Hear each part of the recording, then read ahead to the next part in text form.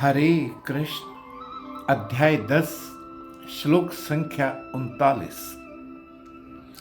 यच्चापि सर्वभूतानां बीजं तदहम् अर्जुन ना तदस्ति विना यत् स्यान् मया भूतं चराचरम्।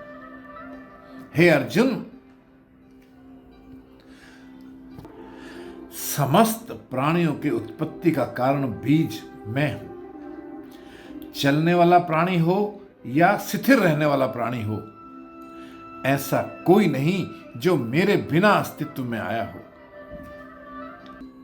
श्री कृष्ण संपूर्ण सृष्टि के मूल हैं। हर जीव, हर वस्तु उन्हीं से उत्पन्न होती है, उन्हीं से संचालित होती है और वो ही संपूर्ण ब्रह्मांड का आधार है।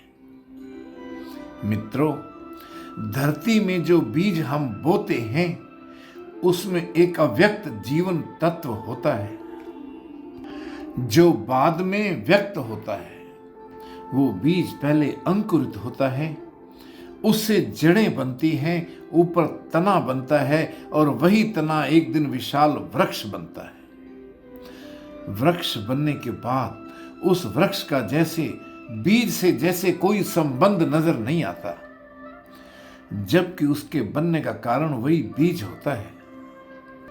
ये संसार भी उसी वृक्ष की तरह है जिसका उस बीज से, श्री कृष्ण से जैसे कोई संबंध नजर नहीं आता, जिससे ये संसार फलीभूत हुआ है। फर्क इतना है कि वृक्ष की उत्पत्ति में बीज का नाश हो जाता है, संसार की उत्पत्ति में भगवान का नाश नहीं होता। जैसे तरंगों का बीज समुद्र होता है, उनकी उत्पत्ति समुद्र से होती है, वो समुद्र में रहती हैं, समुद्र में विकसित होती हैं और अंत में वो तरंगें समुद्र में नष्ट हो जाती हैं, पर समुद्र कभी नष्ट नहीं होता। इसी प्रकार भगवान समुद्र है, हम उसकी तरंगे हैं। जैसे आभूषण का अस्तित्व स्वर्ण के बिना नहीं, वो आभूषण स्वर्ण से निकलता है, बना रहता है और एक दिन खराब हो जाता है या कहीं नष्ट हो जाता है, पर उसका मूल वो स्वर्ण नष्ट नहीं होता। अगर भगवान समुद्र है तो हम उसकी तरंगे हैं, अगर भगवान स्वर्ण है तो हम उसके आभूषण हैं। हमारा अस्तित्व भगवान के बिना नहीं हो सकता। तो ये था अध्याय 10 से श्लोक संख्या 39।